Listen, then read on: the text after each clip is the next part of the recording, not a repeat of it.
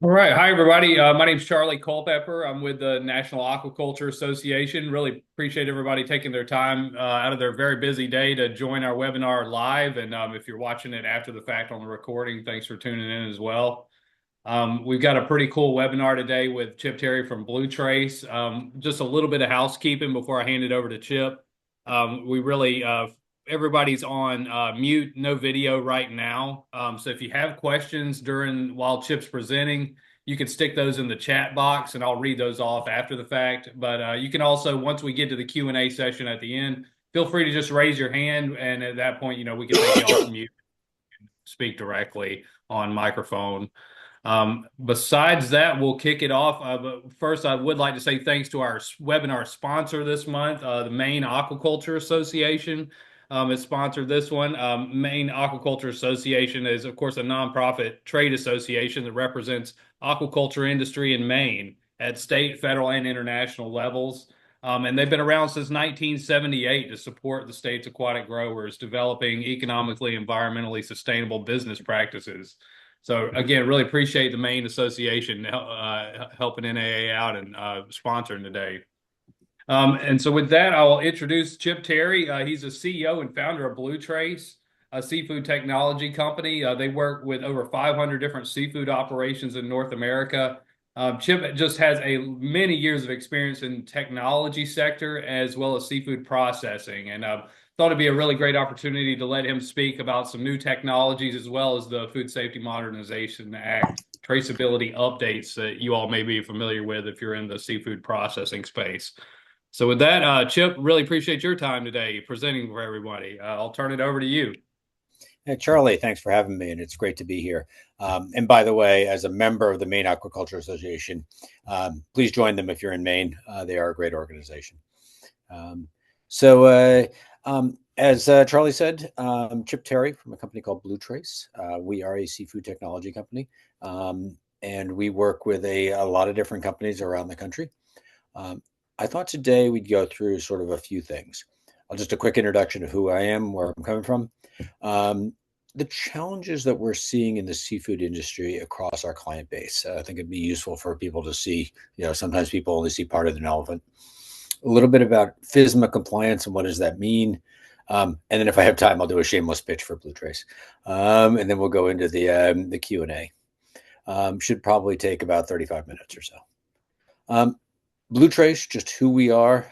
We started as a company called Oyster Darker. We started in the shellfish world, which meant we started in the most highly regulated sector of seafood. We became Blue Trace as we rapidly realized that our product was broader than just oysters. We do a lot around tagging and logging compliance. We got a couple of large grants from NOAA to build out our tide to table traceability system. And beginning in 2022, we began to expand with our dealer network beyond just shellfish, and raised a little bit of money in beginning of 2023 to build out a sort of full solution. Today we have over 500 clients. I think it's about 522, and they've printed over 9 million tags, which is enough to stretch from Maine to South Carolina. And we work with sort of a lot of people, every coastal state in the U.S. except Hawaii. If you're in Hawaii, I'd love to talk to you. And every coastal province in Canada, as well as some in Mexico and Australia. So across that client base, what are we seeing in the seafood industry? And it's been sort of a journey of discovery for me. My background is I grew up on the coast of Maine, knew a bunch of people in the fishing industry, but have really been in the technology industry for most of my career in the Boston area. And sort of getting back in the last 7 years or so into the seafood industry. The first and most notable thing is probably everybody knows this is a complicated world. It's costly. It's not getting easier. It's just, your product doesn't get better with age. And if you just follow the paperwork, and I've done this way too often, follow the paperwork of what happens to get, say, an oyster from Comox, British Columbia, which is a beautiful spot, to your restaurant table in Manhattan. And this is a really simplified version, but you would have a huge number of tags and logs and bills of lading, and not to mention invoices and purchase orders and all the other paperwork that goes along with it. often handwritten, sometimes error prone. And this is what the FDA is trying to get a handle on as they think about the Food Safety Modernization Act. They want to be able to track it from that restaurant back to that farm through all the steps in that supply chain. But it's that paperwork that makes it really difficult for them to do that, and hence why these new regulations are in place. And by the way, I use this example because there was a recall a couple of years ago from Comox, British Columbia, and we saw over half of the items recalled. They were never able to figure out where they went because somewhere along that chain, the record broke, and that's the kind of thing that the FDA is looking at. And that example is just one example of really one of the most complicated supply chains in the world. Seafood is the most traded protein in the world, 3 times beef. And it is going all over the place. 80% of U.S. seafood is imported. And you guys all know what, the shrimp comes from all over the place, the salmon, the tilapia, not to mention shellfish. So tracking all this is obviously the hardest part. Because the world I know best is shellfish. I spent the last few years working with a lot of shellfish companies. And this is the record keeping, right? It is those handwritten logs, these tags, handwriting on boxes. It is time consuming. It is full of errors. And the killer is it actually doesn't work that well. 50% of the time, somebody gets sick from an oyster. They can't figure out where it came from. And so that is sort of the uber challenge. And this is why new regulations are coming in. I'm going to try to avoid talking about what I think about some of these regulations, but the short answer is I'm not sure they're going to solve the problem they're trying to solve.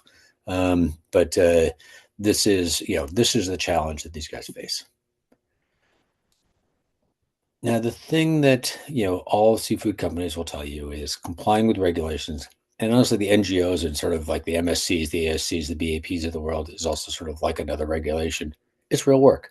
A lot of the biggest companies have dedicated people that this is what they focus on. And it is an alphabet soup of regulations, lots of different things that go on.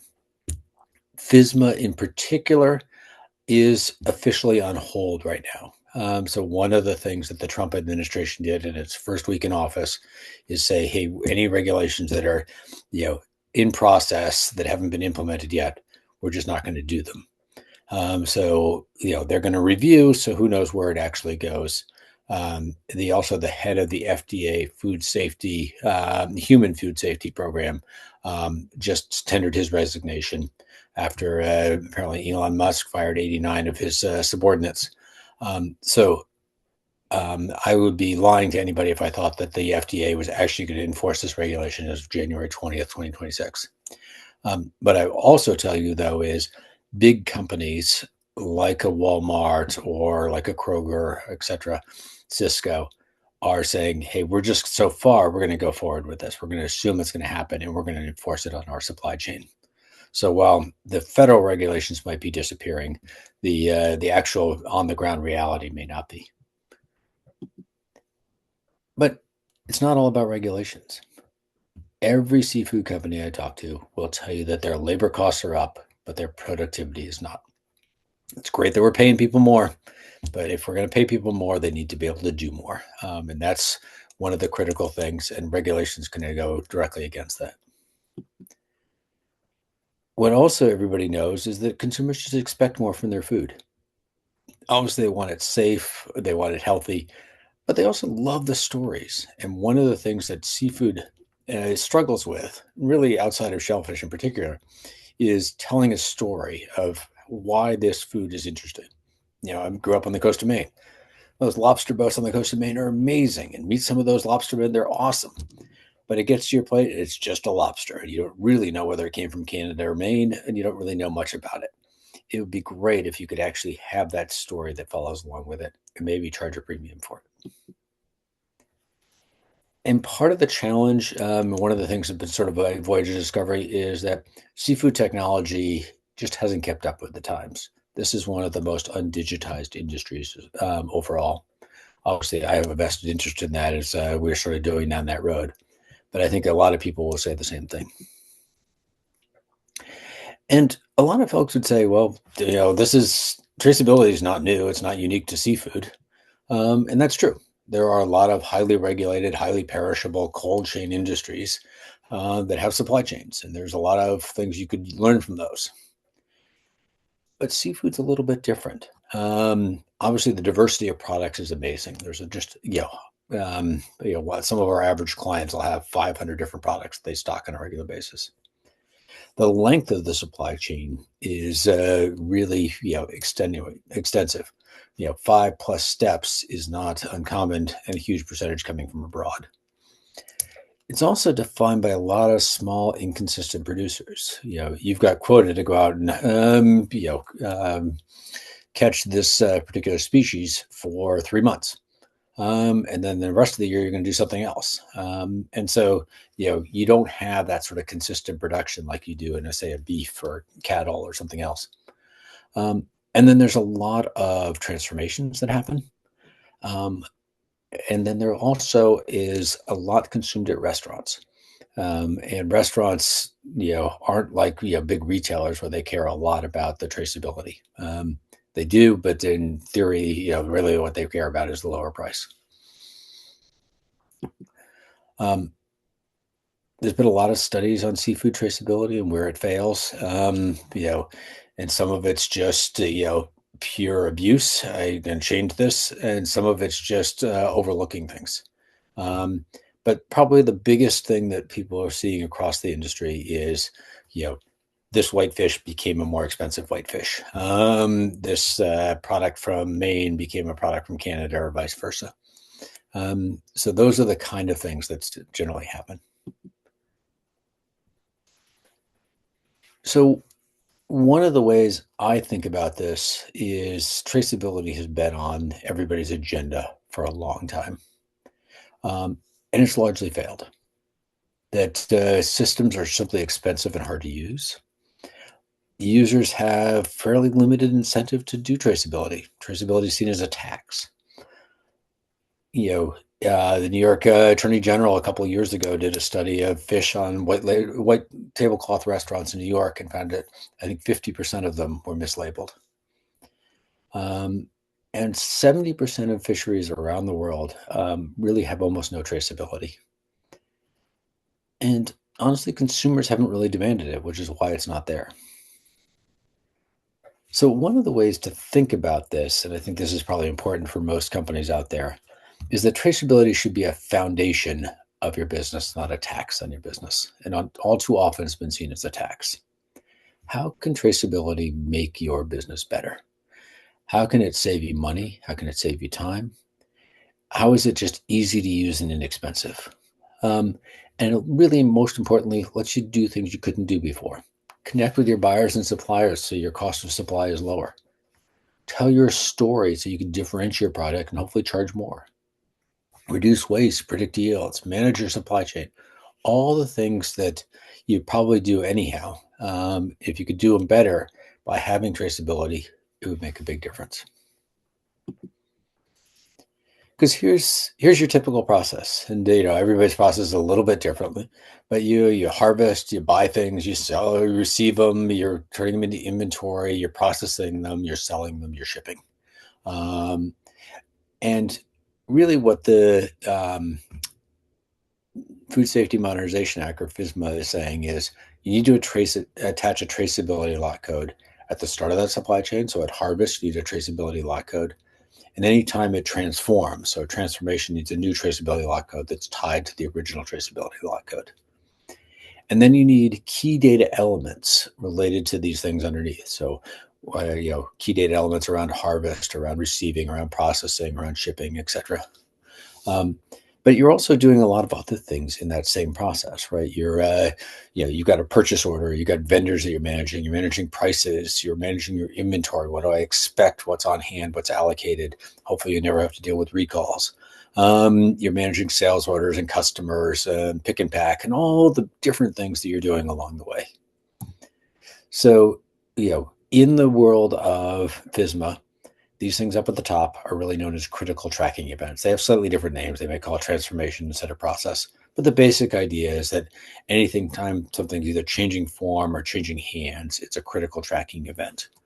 And each one of those critical tracking events has a key data element associated with it. What happened? When did it happen? Where did it happen? Who did it? How, and how much? That's one of the ways to think about this is not this big scary thing, but it's you already have critical tracking events. If you can add a traceability lot code to stuff, you already got key data elements. You can probably comply with this regulation without a whole lot of gyrations. Because I think ultimately one of the ways to think about this is FSMA could be good for your business. FSMA could be a way of making sure that your business actually runs better. And so, some of you may never comply with it, and that's totally fine. Others may say, hey, this is a great thing for us to do because it actually improves our business. And I'm going to do a shameless pitch for Blue Trace, but put this in the context of how I think that works. Our platform is, all about managing your inventory. It's, sales, purchasing, accounting, it's floor operations, it's printing tags and labels. But every one of our tags and labels, and every time we see something, we're adding a traceability lot code to it. So it's just part of the deal we do. It's an automated thing that happens. And that allows you to do all the pieces of your business, from tag and label printing to processing to sales and purchasing and pricing, knowing that you're going to be covered in terms of the FSMA regulations. But obviously, things like just knowing what I have in inventory and what my prices are allows me to run a better business. So, again, I don't see FSMA as a tax as much as just a way of doing business. Traceability is good.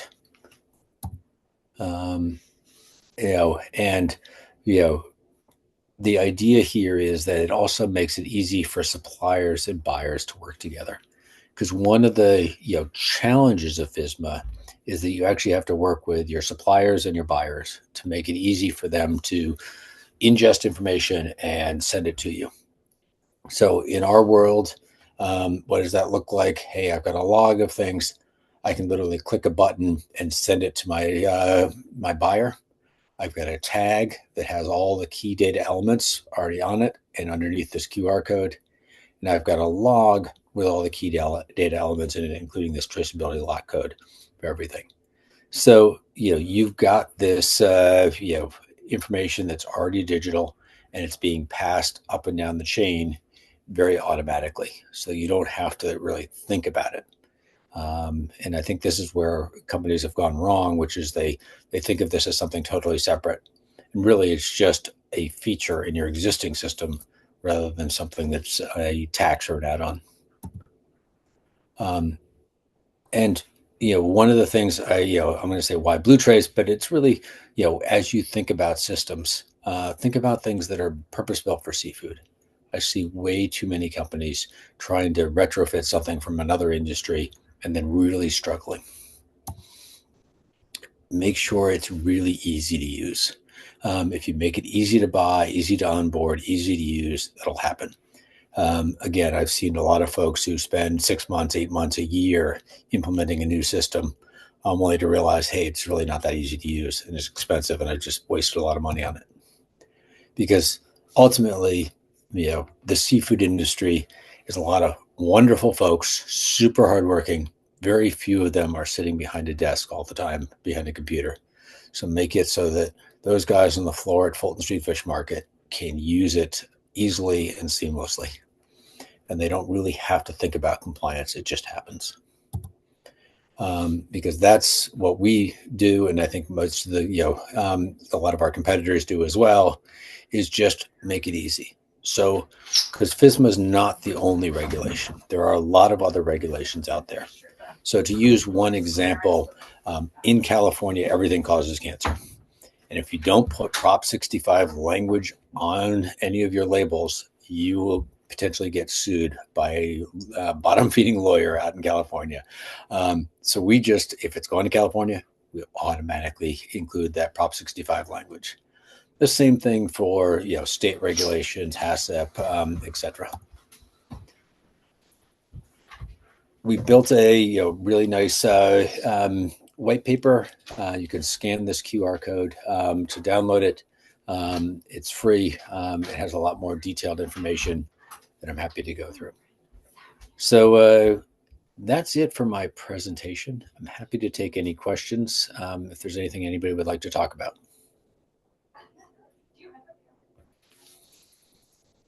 Back to you, Thanks, Charlie. Chip. Yeah. Hey, and the graphs and figures, that was a really great presentation. I thought it was some really unique information that I haven't seen before. So folks, this is your chance to, speak. Don't be shy. We can, if you want to raise your hand, take you off mute.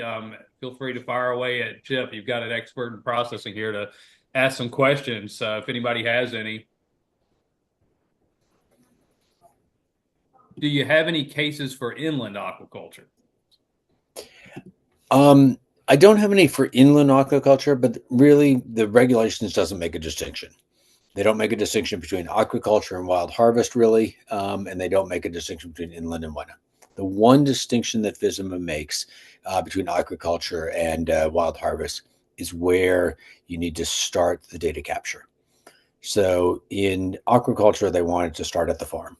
So you need to be able to say where on the farm this product was grown. So what tank or what lease number, etc. Wild fisheries starts at the first dock, the first lander. So it's a slightly different dynamic, but then other than that, the rest of the regulations are basically the same.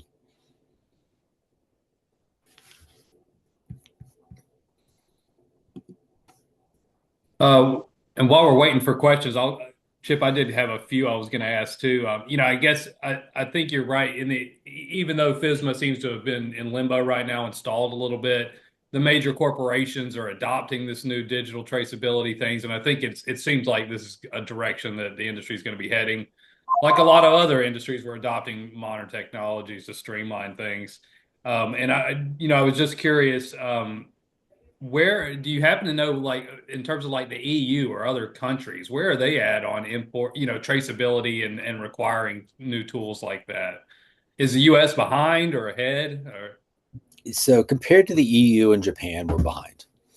okay, Both of those have much stronger regulations around traceability. Different regulations, they deal with different things. But for instance, I was talking to a Indian shrimp producer the other day. The regulations they have to do for the EU are much stronger than what they have to do for the US.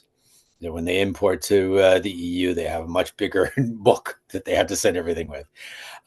But they're also looking at saying, well, the FSMA regulations are basically fairly similar to the EU regulations. And this is one of the places that this is going to be a challenge. So imports, it needs to go all the way back to that farm in India. There might be 5 steps before it gets to our table, or before it gets to our borders. And somehow we need to be able to track those 5 steps before it gets to our border. And right now, that would be a struggle. perfect. So I think we see importers into the US are really going to have to digitize and adopt these new systems as well to be able to improve the practicality of traceability. So Yeah. well, I think that's a good thing. So Yeah. And I see Thad's asking a question yeah. that has, and the short answer is, Thad, yes, we'd be happy to talk. So, give me a call. I think my contact information is available, but I'd love to chat. And that's true for anybody on the on this call. I had a call from somebody this morning saying Cisco's asking for all this information, and how do I get it to them? And we'll come up with a solution for them. But that's and the solution, one of the challenges, particularly for small folks, is how to do it without breaking the bank or having to hire somebody. Now, what we're trying to figure out is how to do it so they don't have to, log into another system, type in a bunch of information for what's honestly a relatively small part of their business.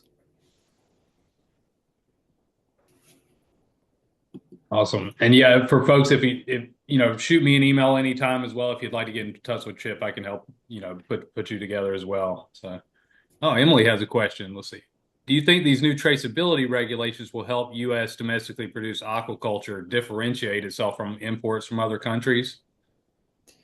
And do In you theory, know how this is played out in countries that have adopted traceability? The two-parter. uh, yeah, I have no idea on the other part.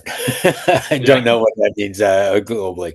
Um, I do think it could be really helpful for U.S. companies to really differentiate, like, shrimp produced in the Gulf versus shrimp produced in India.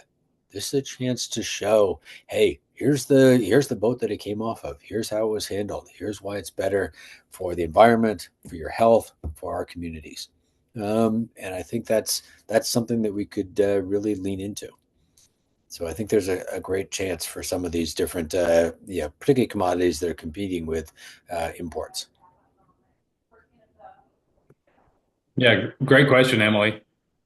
So, one more for me. It might be a little in the weeds, but just you guys keep firing away, and it's a great discussion. So I used to, in a previous life, I regulated Florida's shellfish industry, and was heavily involved with COVIS reports, CDC illness investigations, and things like that. Have you seen? So in my experience, what happens a lot of the time, and it's just out of an abundance of caution and the absence of really, detailed traceability information, an illness may occur in a very large shellfish harvesting area, and it can impact hundreds of farmers. When in the boots on the ground reality is we pretty well know it was some illegally harvested wild product somewhere. Have you seen some more improved traceability or like a digital tool be able to I guess do less economic damage to certain farmers or areas when an illness investigation occurs, where robust traceability information and it being very readily available prevents closures for shellfish farmers? Yeah, and I hope I that's explained the big that thing. right. Yep. No, we see it all the time. Like we don't really know. We know it's somewhere on mid-coast Maine, so we're going to close all of mid-coast Maine. Yeah. Um, the most notable example was British Columbia. British Columbia a number of years ago had a major outbreak of norovirus, and a couple of people died. I think it was 3 or 4 people actually died from it, and it was really serious. And they could not get a handle on where it was actually coming from. And so they shut down all shellfish harvesting in all of British Columbia for I think almost 6 months or something longer, while they could test everything and reopen it, etc. Huge economic damage to that industry. And so what they did, and part of it was a benefit to us, is the British Columbia Shellfish Growers Association got a grant from the Canadian government to implement a traceability system. We've now worked with 80 different farms and distributors around British Columbia, so that when the next outbreak happens, you can narrow it down and say, hey, it's just this bay or these 2 bays. Let's close these down. Mhm. Or it's just these lots. Let's recall these lots. Because you're exactly right, which is, if you're a regulator and people are getting sick and dying, you're going to shut everything down and then ask questions later, particularly if you don't really know what the data is. Yeah. Very interesting. That was, you kind of answered my follow-up question, but do you know of any state level government agencies in the United States that are interested in sort of requiring more robust traceability of farmers? So, Yeah, I mean, the short answer is, the NSSP, so the model ordinance from the National Shellfish Sanitation Program, basically requires traceability in almost every state. I think every state has adopted that model ordinance with some variations. Um, but, there are gaps all over the place. And there are also gaps because that's just shellfish. But, what happens when you have a listeria outbreak at a lobster plant in Maine? Happened a couple years ago. They're going to shut down that whole industry until they figure it out. And those things happen, not all the time. Most of our food is incredibly safe, and we should all be celebrating the fact that our food is all incredibly safe. But every once in a while, something gets through. And the better traceability you have, the better off you're going to be. And mhm. yeah, what my clients always say is, hey, by the way, my whole goal here is to get that inspector, the FDA inspector, in and out as fast as possible. And if I can get that guy, if I can show him a spreadsheet with all my traceability, here's what everything that came in, here's where it went. And when he says, show me what happened last Tuesday, I can pull up last Tuesday. Then we're going to be really happy. And when when he calls, when there's an outbreak and they need to do a recall, I can do it in minutes rather than days. They're going to be really happy. And by the way, I'm also less likely to be sued because I've got records. Where the guy down the street who doesn't have the records might be the one who faces a lawsuit.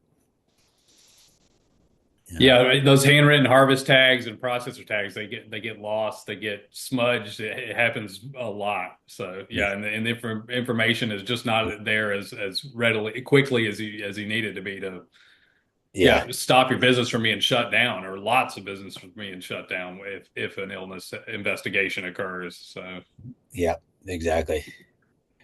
So, um, awesome. Well, it looks like we've got a few more people on the call, but I don't know if there's anything else. no, that's it. Any final questions before we let Chip go? I'm going to put my information in the chat so that everybody has it. And feel free to give me a call anytime. We'd love to, always love to talk to folks. I've become a bit of a nerd on some of these regulations. And but I think, my big takeaway for everybody is the regulations are incredibly important. They're trying to do the right thing. If you just do like, I know where everything came from and I know where it went to, you're probably going to be able to comply with almost any regulation. Well, I think that's a great closer, Chip. Thanks so much for donating your busy time for NA webinars. And yeah, folks, for just keep your eye out for some future announcements. We have NOAA Office of Aquaculture scheduled for April. The director there is going to give some updates. And then we also have some value-added seafood processing panel that's in the works for May as well. So thanks so much for tuning in to NA webinars. And yeah, please reach out to us anytime if you got questions or would like some help with networking and putting you in touch with contacts. So thanks, everybody. Thank you, Charlie, for organizing. Yep. Bye.